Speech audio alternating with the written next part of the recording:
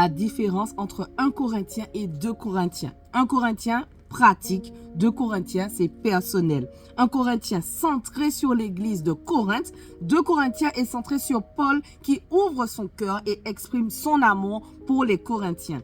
1 Corinthien traite des questions du mariage, de la liberté, des dons spirituels et de l'ordre dans l'Église. 2 Corinthiens traite du problème des prétendus enseignants contre lesquels Paul défend son autorité et l'authenticité de son message.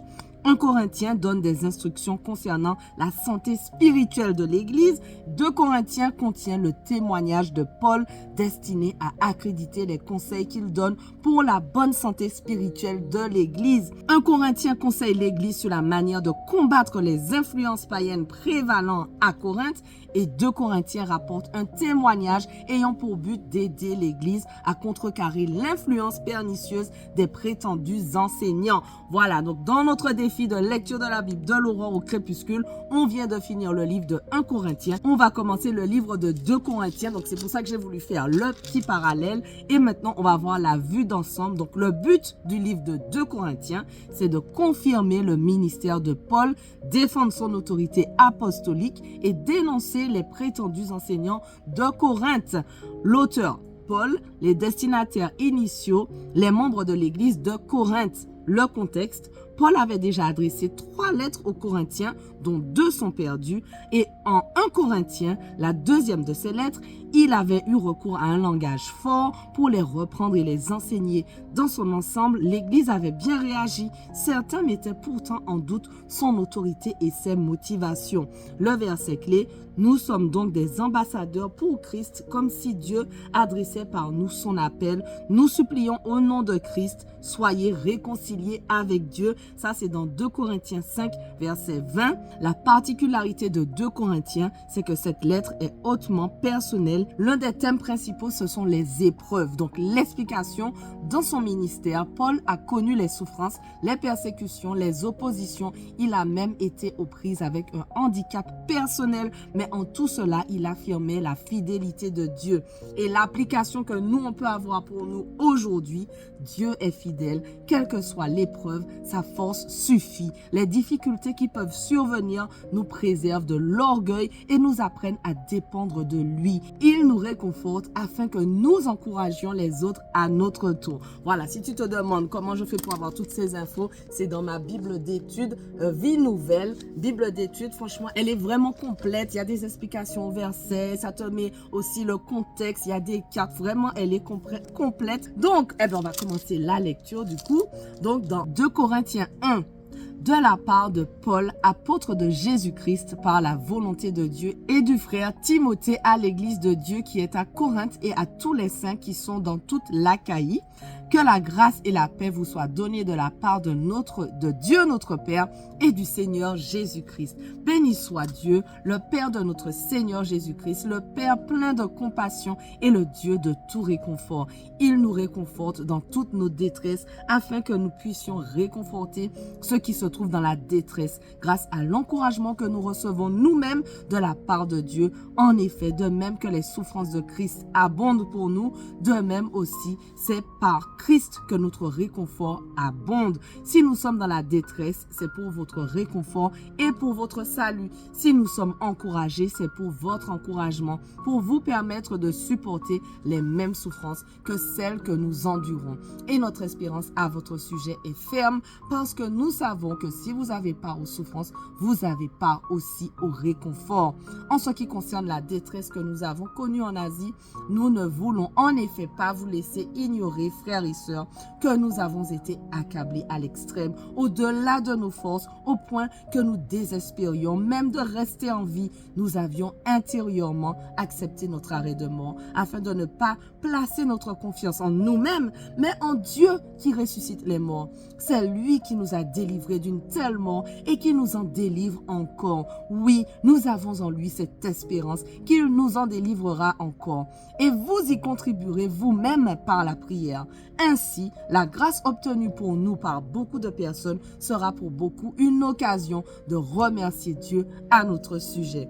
En effet, voici notre sujet de fierté et le témoignage de notre conscience. Nous sommes conduit dans le monde et plus particulièrement vis-à-vis de vous avec la sincérité et la pureté qui viennent de Dieu. Non pas avec une sagesse humaine, mais avec la grâce de Dieu. Nous ne vous écrivons rien d'autre que ce que vous lisez et comprenez. Et j'espère que vous comprendrez complètement, puisque vous l'avez déjà compris en partie, que nous sommes votre sujet de fierté, de même que vous serez aussi le nôtre le jour du Seigneur Jésus.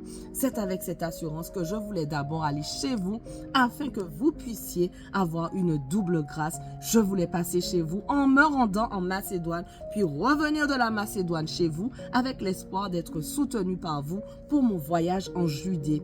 En formant ce projet, ai-je donc fait preuve de légèreté ou bien mes décisions sont-elles purement humaines, de sorte qu'il y aurait en moi à la fois le oui et le non? Aussi vrai que Dieu est fidèle, la parole que nous vous avons adressée n'a pas été oui et non. En effet, le Fils de Dieu, Jésus-Christ, que nous avons prêché au milieu de vous, Sylvain, Timothée et moi, n'a pas été oui et non. Au contraire, en lui, il n'y a que le oui. En effet, pour toutes les promesses de Dieu, c'est en lui que se trouve le oui, et c'est donc aussi par lui que nous disons Amen à Dieu pour sa gloire. Or, celui qui nous a fermis avec vous en Christ et qui nous a consacrés par son onction, c'est Dieu. Il nous a aussi marqués de son empreinte et a mis l'Esprit comme un gage dans notre cœur. Quant à moi, j'en prends Dieu à témoin sur ma vie. C'est pour vous ménager que je ne suis pas revenu à Corinthe. Ce n'est pas parce que nous voulions dominer sur votre foi, mais plutôt que nous contribuions à votre joie, car vous êtes fermes dans la foi. 2 Corinthiens 2. J'ai donc décidé en moi-même de ne pas retourner chez vous dans la tristesse. En effet, si je vous attriste, qui peut me réjouir, sinon celui que j'ai attristé? J'ai écrit comme je l'ai fait pour ne pas être attristé à mon arrivée par ceux qui devaient me donner de la joie, car en ce qui vous concerne, je suis convaincu que ma joie est aussi la vôtre à vous tous. C'est dans une grande souffrance, le cœur angoissé et avec beaucoup de larmes que je vous ai écrit, non pas afin de vous attrister, mais afin que vous sachiez quel amour débordant j'ai pour vous. Si quelqu'un a été une cause de tristesse, ce n'est pas moi qu'il a attristé, c'est vous tous. Du moins, dans une certaine mesure, pour ne rien exagérer, le blâme qui lui a été infligé par la majorité d'entre vous est suffisant pour cet homme. Maintenant, au contraire, vous devez plutôt lui pardonner et l'encourager de peur qu'il ne soit accablé par une tristesse excessive. Je vous engage donc à faire preuve d'amour envers lui, car je vous ai aussi écrit dans le but de savoir en vous mettant à l'épreuve et vous êtes obéissant à tout point de vue. Or, à qui vous pardonnez, je pardonne aussi. Et si j'ai pardonné quelque chose à quelqu'un, je l'ai fait à cause de vous en présence de Christ, afin de ne pas laisser à Satan l'avantage sur nous, car nous n'ignorons pas ses intentions. Quand je suis arrivé à Troas pour annoncer l'évangile de Christ, bien que le Seigneur m'y ait ouvert une porte, je n'avais pas l'esprit en repos parce que je n'avais pas trouvé mon frère Tite. C'est pourquoi j'ai pris congé d'eux et je suis parti pour la Macédoine. Que Dieu soit remercié, lui qui nous fait toujours triompher en Christ et qui propage partout à travers nous le parfum de sa connaissance. Nous sommes en effet pour Dieu la bonne odeur de Christ parmi ceux qui sont sauvés et parmi ceux qui périssent. Pour les uns, un parfum de mort qui donne la mort. Pour les autres, un parfum de vie qui donne la vie. Et pour cette mission, qui donc est qualifiée? En effet, nous ne falsifions pas la parole de Dieu comme le font les autres, mais c'est avec pureté. C'est de la part de Dieu en Christ et devant Dieu que nous parlons. Merci Seigneur pour ce passage qu'on vient de lire. Merci parce que tu nous as parlé. Merci parce que tu vas nous aider aussi à mettre en pratique ce que tu viens de nous enseigner. Je prie encore pour tous ceux qui sont avec moi, vraiment qu'ils puissent continuer à passer du temps quotidiennement avec toi. Et merci encore pour ta parole. Merci pour ce trésor. Et je veux vraiment te donner toute la gloire au nom de Jésus. Amen. Voilà, notre passage du jour touche déjà à sa fin, mais on continue dès demain. On ne lâche rien. Allez, sois bénis.